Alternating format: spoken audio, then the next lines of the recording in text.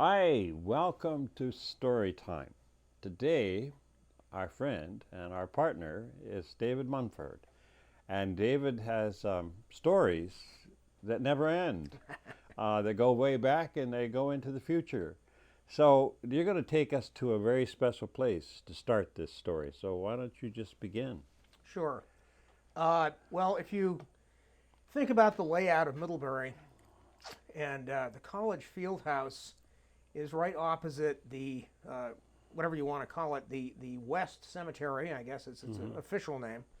And then if you continue headed west and uphill, behind that is St. Mary's Cemetery. So you have a sort of segregated by a fence, which I always find amusing, the Protestant cemetery and St. Mary's. My research, although I do have old friends in the St. Mary's section, and now and again I go and pay my respects, but mostly from a sort of historical perspective, I was constantly being sort of pulled over there just by interest to the West or Protestant cemetery.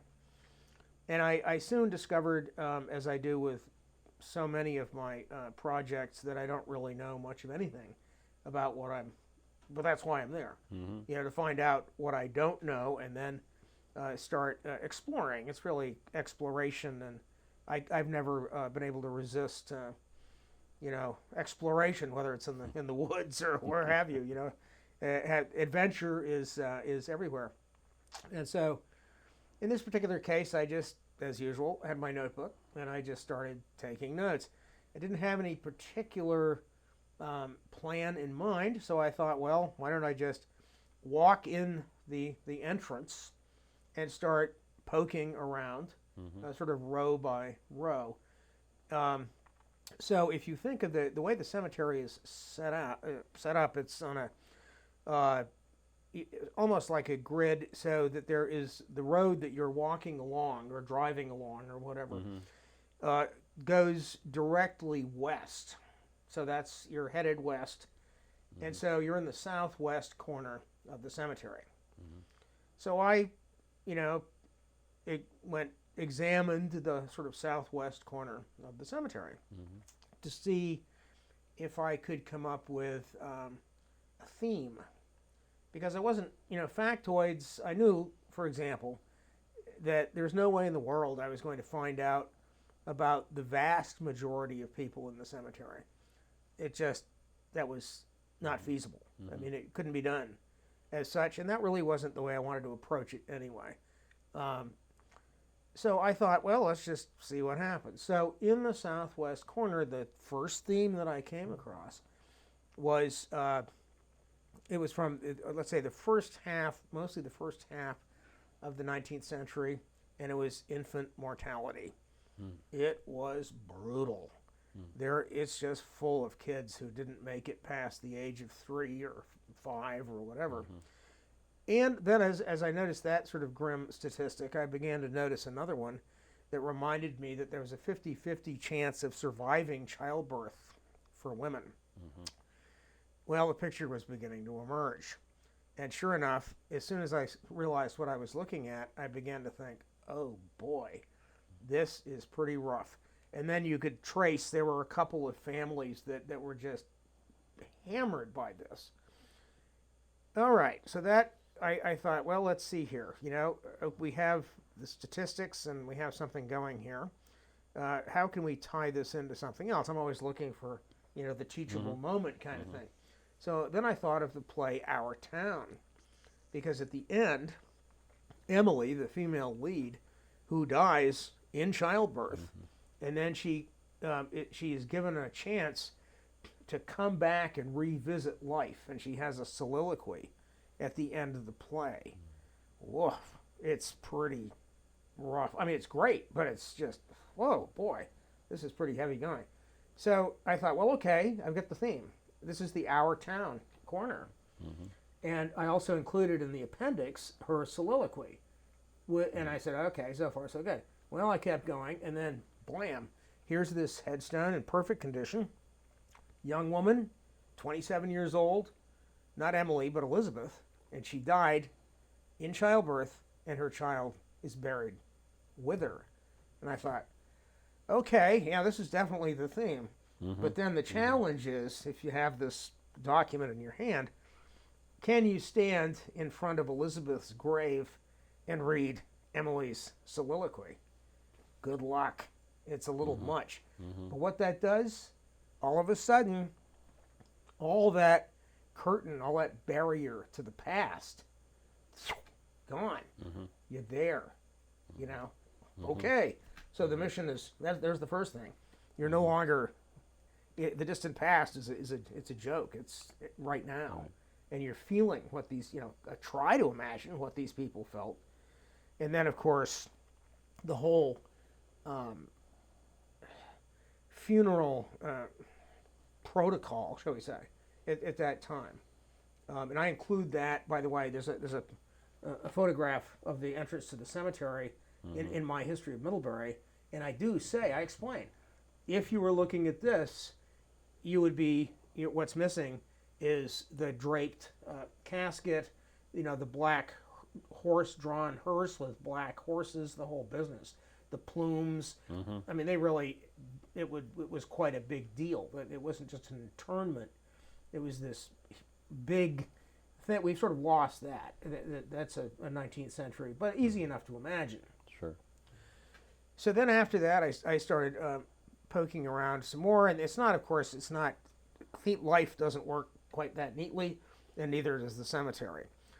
But I began to find some of the town fathers in there, like Seth Storrs, and some of them, depending on, excuse me, depending on the person, sometimes there is a lot of information on the stone about, you know, what their life.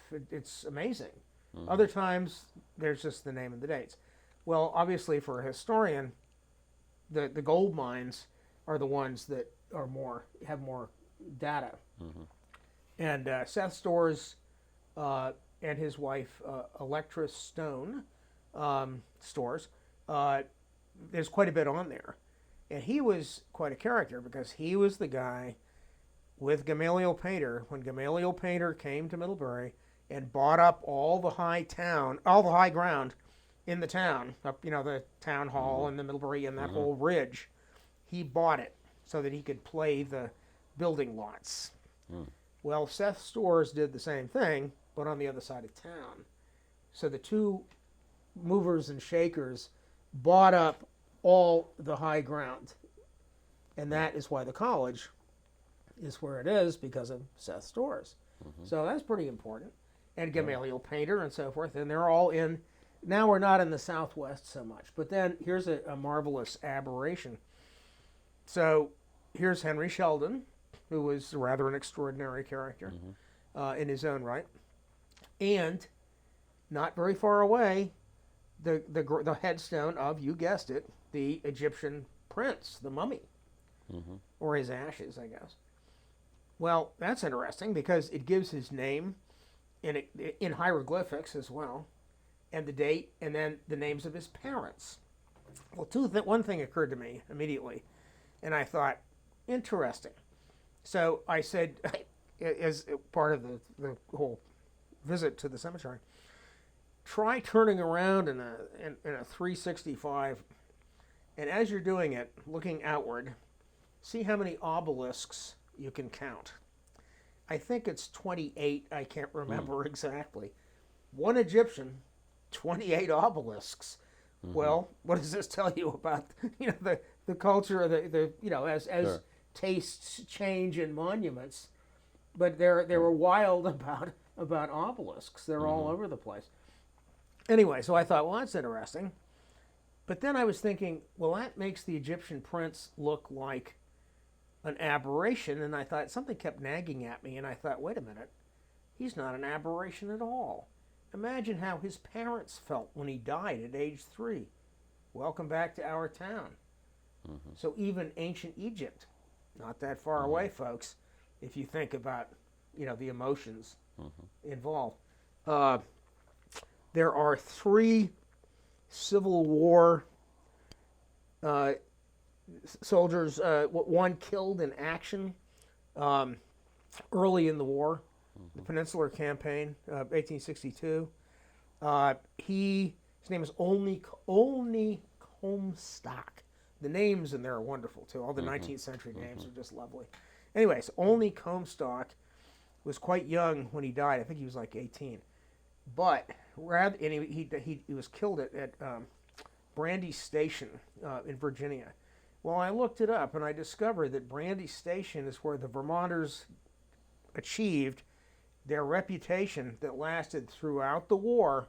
This was their first real engagement. And they said, we don't run. And so he's part of that, the very beginning of that tradition.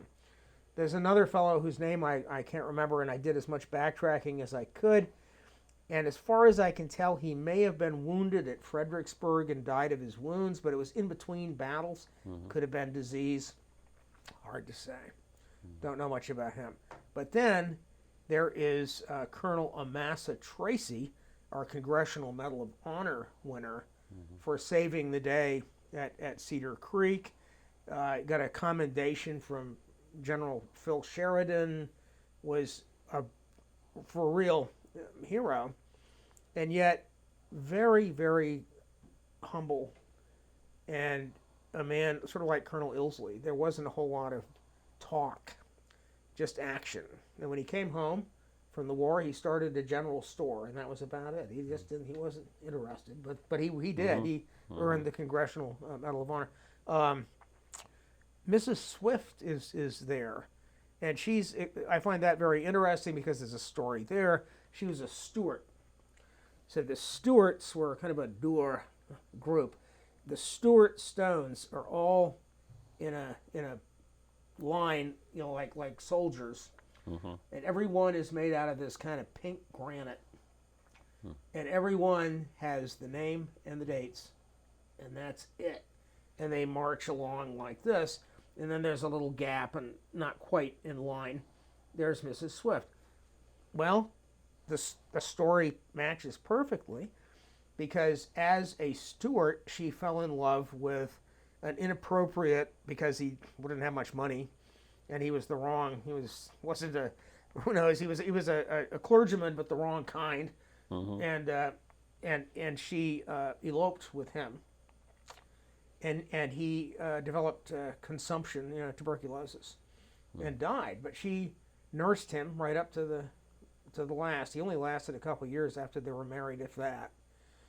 And then she came home to Middlebury and said to her father, "All right, who do you want me to marry?" So she married Mr. Swift, and apparently was very happy, and she traveled all over the world and everything. But the story to me is perfect. Yeah. Stuart. No, I'm going to go my own way, at least. And there she is, Mrs. Swift. Yeah. There's Upson, who is the author of the Saturday Evening Post, Boggs and Earthworm Caterpillar stories, Alexander Boggs. It rereads well. It's very, very funny. I mean, he really was extremely talented. And so he's there for the literary. And then as I said, and Gamaliel Painter, of course. But what I try to do is, in conjunction with the history of Middlebury, I'm trying to get folks to realize that if you want to go see where Seth Storrs lived, as well as understanding what he did, you can go to his house, to his grave, same thing. Gamaliel Painter, tying all these names, people, dates, and putting them into a narrative that can immediately come to life. I guess how are we doing on time? You're doing fine. Beautiful. Putting them into a narrative. Yes. Now, because I mentioned, I'm thinking about the fact that I've gone past that cemetery many times. These stories haven't come up to me until now. Yes. Well, thank you. Now they're coming up to me, and as one who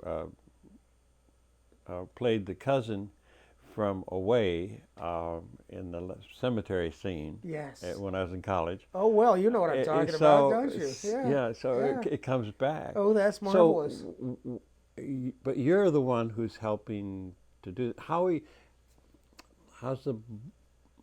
this is going to come in a book, right? Well, it's going to be in a published. The Sheldon Museum is going to publish it. They already have the document. They just need a map. And my wife, who's such a great, cartographer as well as everything else, is going to make a map and then number the so there'll be an active connection between the Middlebury book and the people. If you want to find, I mean, I can't, not all of them, Right.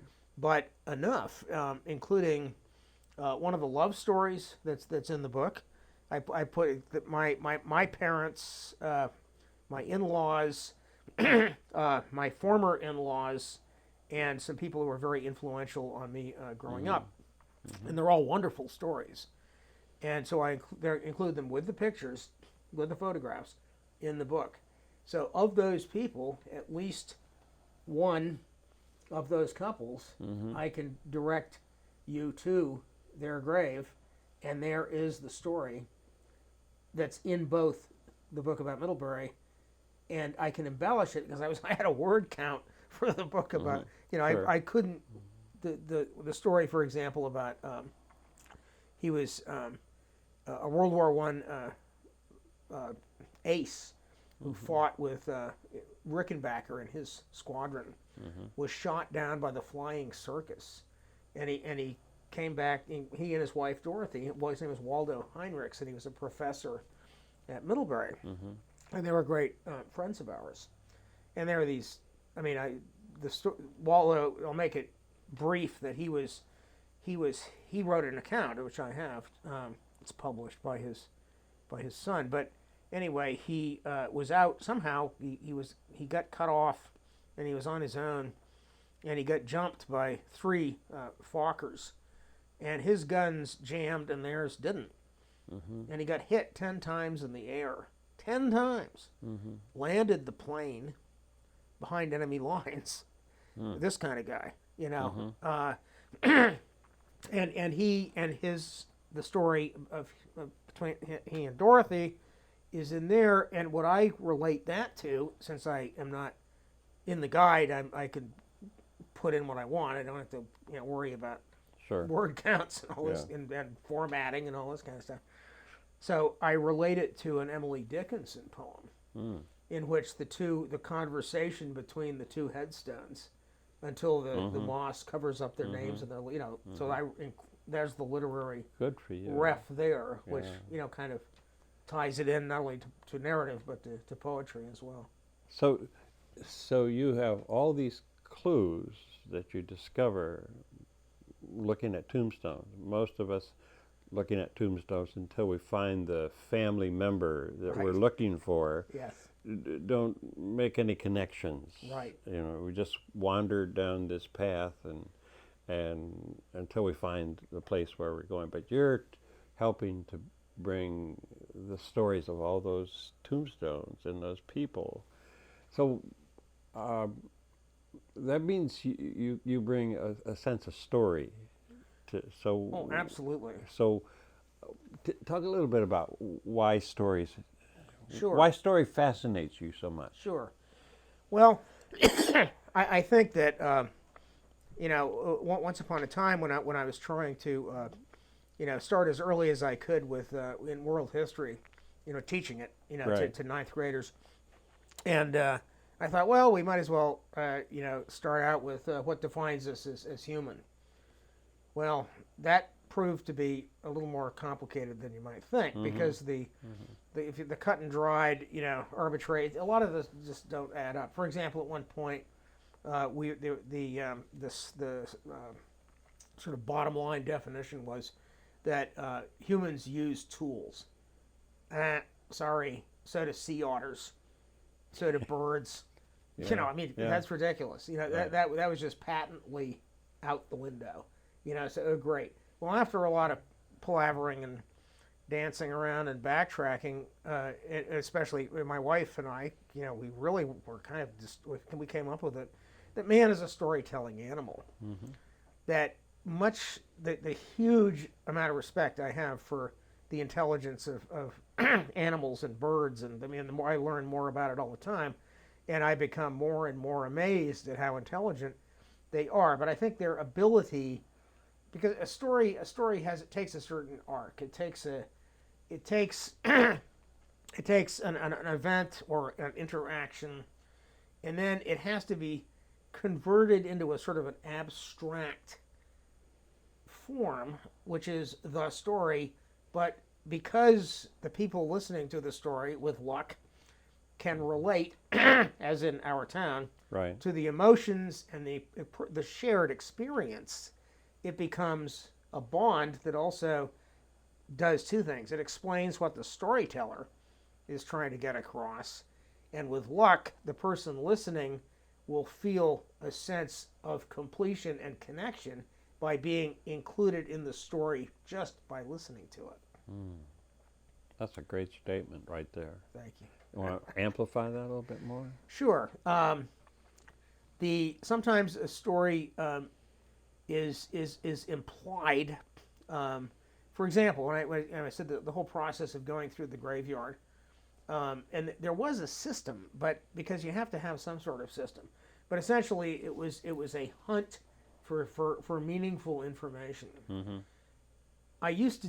My wife and I used to, for example, hunt for Native American artifacts, and we were pretty good at it. Mm-hmm. But it was the same thing. What were these people doing? Why would they be in a certain place and not somewhere else? Mm-hmm. Once again, you have to the whole concept of time, you just have to leave it at home. Because otherwise, unfortunately, that whole art of finding artifacts is no longer legally possible, which seems that's another subject, but never mind. We found a great many things. Canoe gouges, drills, arrowheads, spear points, knives, you name it. Mm-hmm. But that's because we were where they were, because, again, sort of abstract thinking. Right. I met a guy up near Bristol. I'd never seen the guy before in my life. He was a farmer. We were out walking around on the plowed ground. Never met the man before in my life. And the first thing I said to him was, "Walking the shoreline, huh?" He said, "Yep." There was no water. You couldn't see any water. We were talking about a shoreline that was there 10,000 years ago. And yet both of us knew exactly what we were doing. So there, right? So yeah, so that speaks to that whole. I think that we're part of a long line. Oh yeah. And there's so much that we don't know. Oh, absolutely. But then again, here's the commonality factor. Right. The guy who made that spear point, who with the tip of an antler painstakingly pressure flaked to this beautiful stone drill, he probably sat around the campfire that night and they traded stories about all sorts of things, about where they'd come from, about where they might be going to, about where the animals were, about how long they, should they stay for how many moons in this one place. And, so that to me, now there's the distant past, but on the other hand, the two of us got to the point where we could zero in on these things in a rather uncanny fashion. And I also, I'm never terribly far away from the Aboriginal mindset. So I carried a pouch of tobacco. I don't smoke and I don't chew tobacco. But when I'm outdoors, I carry a pouch because it is it's a sign, it's the offering to wherever these spirit, whatever you want to call them, we call them the brothers, right? That they're out there. And the most amazing things used to happen. We would find amazing things. But it's because we weren't thinking what year we're in. No. You just completely, never mind. I used to get to the point when I was doing this by myself, like on a rainy day, up and, it was just me. And I was completely dressed in earth colors. Nobody could see me. I was as invisible as anybody could possibly be. And I swear sometimes I could smell the wood smoke and hear the dogs barking, and I was that far away from and that far into whatever reality, and then it would start happening because I'd get it. Yeah. I mean, one time we waded out to this little knoll up to our chests in the spring, ice water, total madness. But on the knoll, I knew there was something. And we get out there and we got up out of the water, and I looked over and there were all these ducks that were swimming just exactly outside of archery range. And I had a little laugh and I looked down and there was a bird point sitting right there. And I thought, well, okay, what year are we in? Does it matter? No, it doesn't. So with that in mind, back to the cemetery, I think, as I said, I think the key to it is to feel the universality of the emotion, especially, like I said, in that Our Town corner, and then to have the immediacy of this, this woman, Elizabeth, I can't remember her last name. I mean, it's really pretty intense. And so that, to me, again, back to the, why stories matter, because stories have always mattered, again, in the sense of trying to put some sort of meaningful pattern into something that may appear, and maybe it is chaotic, and maybe it isn't. But I think the story serves to try to anchor us a little bit. And also the bonding experience of if you tell a story that, well, for example, here's what I used to use this in the classroom. I said, all right, I want to explain to you the word implication, how to imply something. So I said, there I was in New Haven, and I was working with this old farmer. His name was Charlie Peck.